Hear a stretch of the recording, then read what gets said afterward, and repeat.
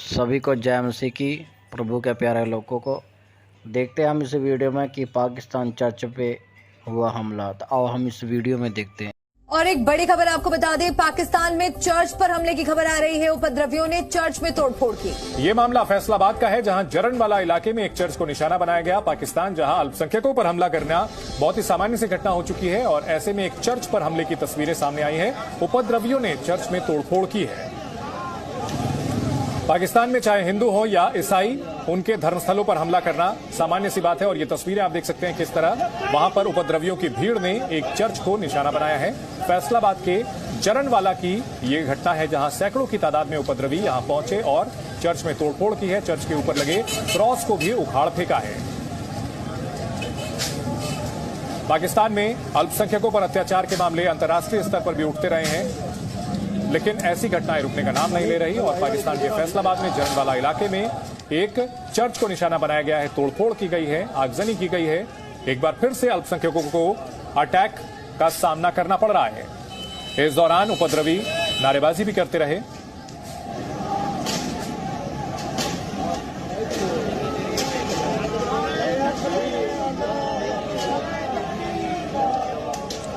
तो पाकिस्तान से ये इस वक्त की बड़ी खबर आपको बता रहे हैं, जहां पर देखिए किस तरह से एक चर्च पर उपद्रवियों ने हमला किया, तोड़फोड़ की। स्थानीय लोगों ने चर्च पर हमला किया है, जो जानकारी आ रही है। उपद्रवियों ने चर्च में तोड़फोड़ भी की है, और ये देखिए तस्वीरें वहां से सामने आ रही हैं, जो हम आपको दिखा रहे हैं। किस तरह से चर्च पर बहुत बड़ी संख्या में देखिए यहाँ पर लोग पहुंचे हैं, और कुछ लोग वहां पर सिर्फ ये तमाशा देख रहे हैं कि किस तरह से चर्च पर हमला किया जा रहा है, तोड़फोड़ की जा रही है। कोई इन्हें रोकने के लिए आगे नहीं आ रहा है। तो उपद्रवियों की ये भीड़ किस तरह से चर्च पर जाकर हमला करती है, इन तस्वीरों में आप देखिए। दरअसल पाकिस्तान में इस निंदा कानून की आड़ में अल्पसंख्यकों को निशाना बनाना लगातार आम बात हो चली है, और ऐसे में ईसाइयों के एक धर्मस्थल पर अटैक किया गया है।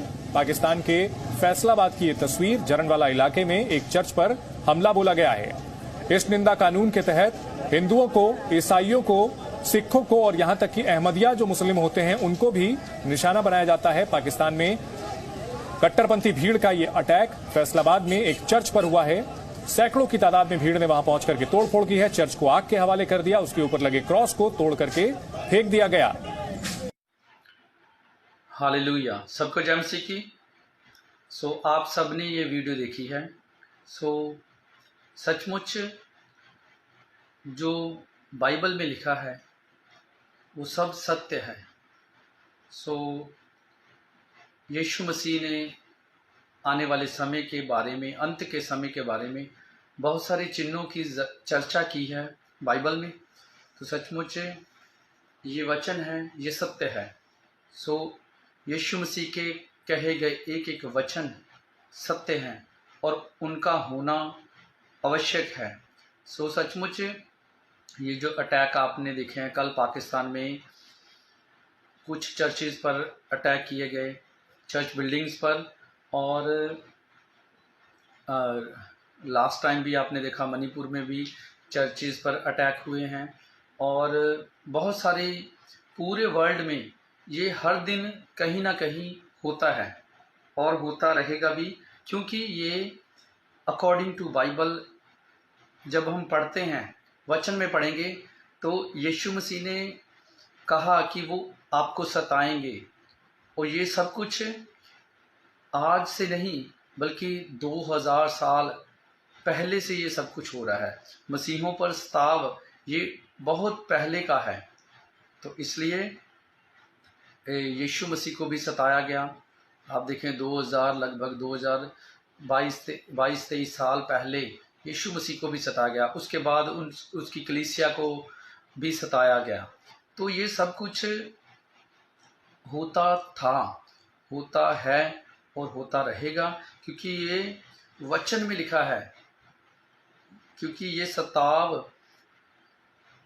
अकॉर्डिंग टू बाइबल लिखा है कि हर मनुष्य जो भक्ति के साथ जीवन बिताना चाहता है, पौलुस लिखते हैं कि वो सब सताए जाएंगे।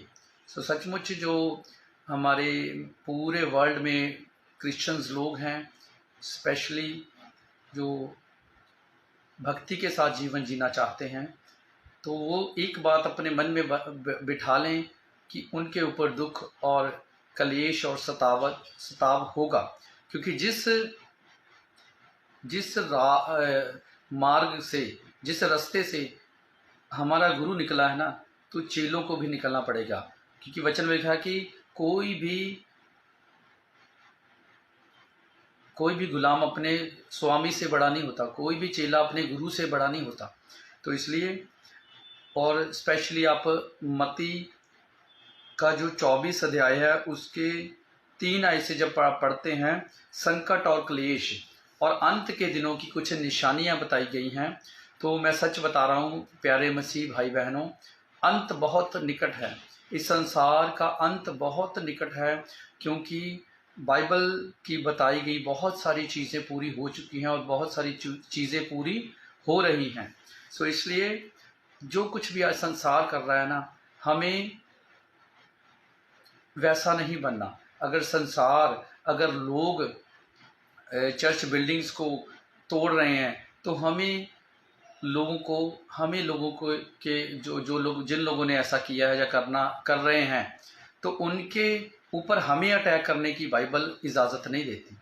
क्योंकि बाइबल में लिखा है कि अपने सताने वालों के लिए प्रार्थना करें।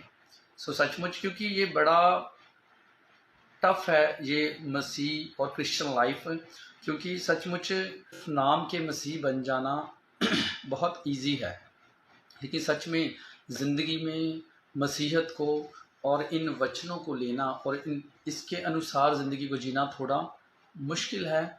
इम्पॉसिबल नहीं है, लेकिन पॉसिबल है, लेकिन आपको बहुत सारा दुख उठाना पड़ेगा। सो बहुत सारे मसीह लोग तो दुख उठाने और सहने से आज भाग रहे हैं, लेकिन मैं बताना चाहता हूँ ये सब कुछ जो हो रहा है ना, इससे भी बढ़कर होगा। क्योंकि वचन में लिखा है कि बुरे दिन आएंगे। आज बहुत सारी सरकारें, बहुत सारी गवर्नमेंट्स ये क्लेम करती हैं कि अच्छे दिन आएंगे, लेकिन आप सोचें, ये आपने कितने सालों से सुना है कि अच्छे दिन आएंगे, लेकिन अच्छे दिन नहीं आए। लेकिन बाइबल में हज़ारों 1000 ईयर्स पहले लिख दिया गया कि बुरे दिन आएंगे, तो देखिए बुरे दिन ही आ रहे हैं।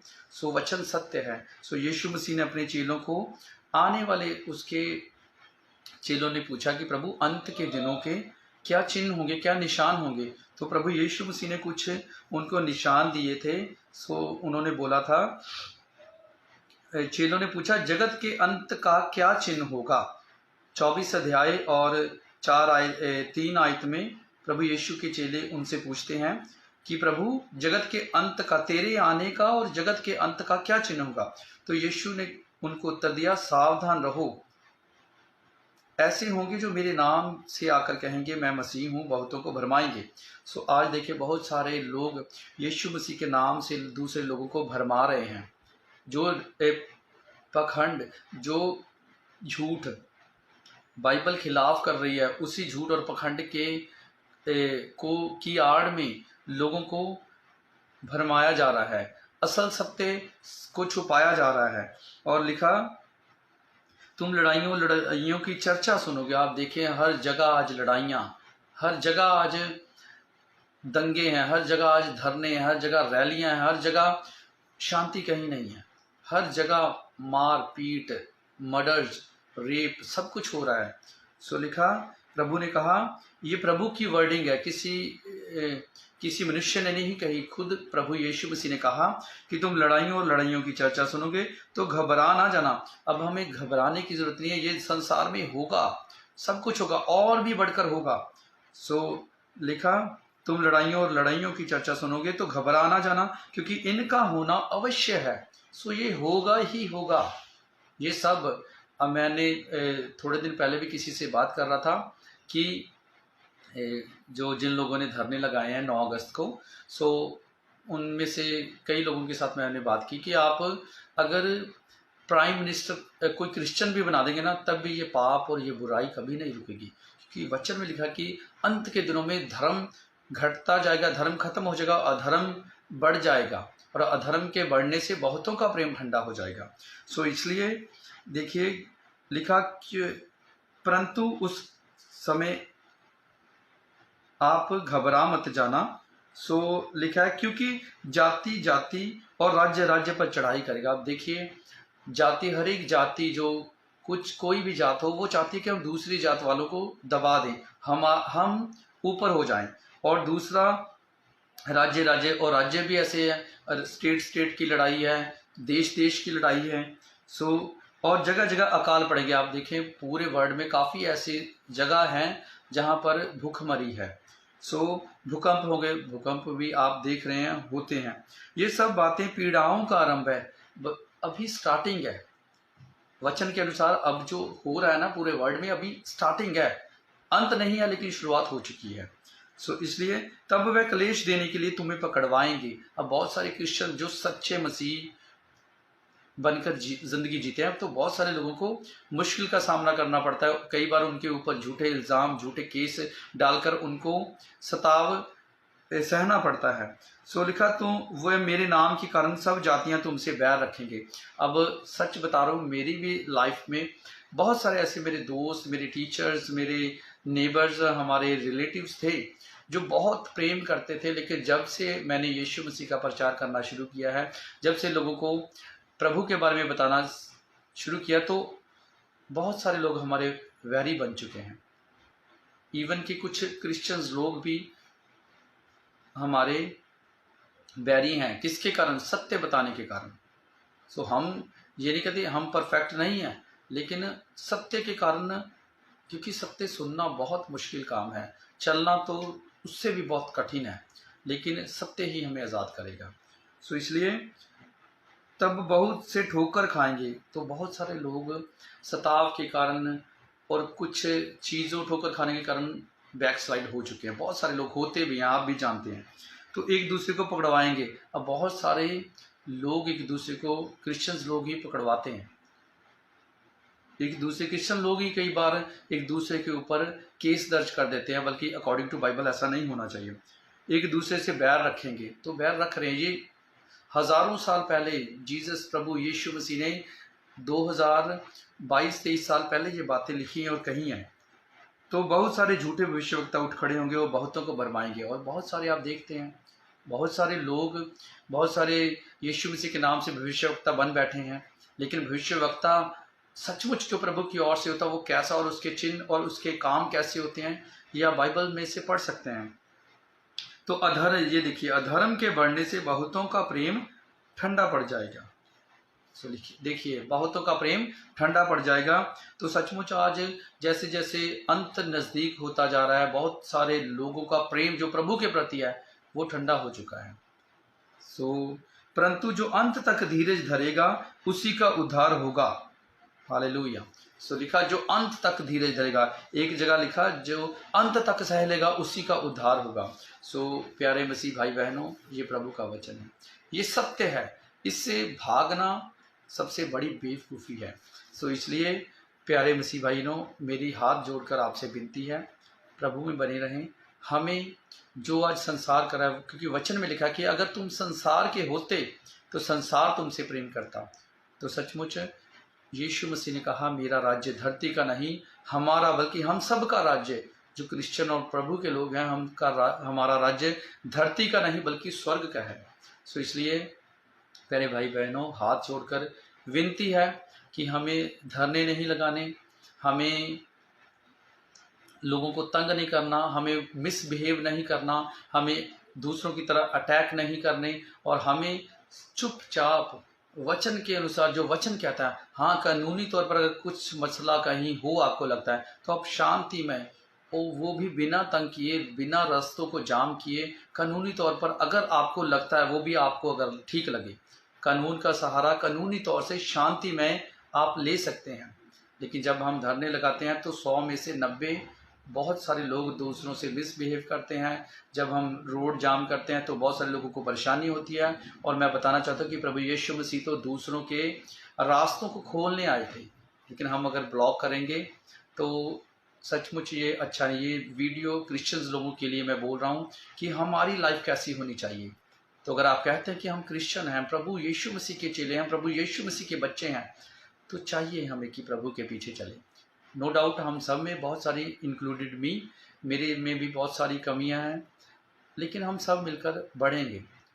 अगर प्रभु ने हमारे लिए बहुत कुछ सह लिया है तो हमें भी अगर उसके लिए थोड़ा सा दुख सहना पड़े तो हमारे लिए ये बड़ी बात होगी, क्योंकि प्रभु चाहते हैं कि हम उनकी तरह कभी किसी को गाली ना दें। प्रभु चाहते हैं कि हम उनकी तरह कभी किसी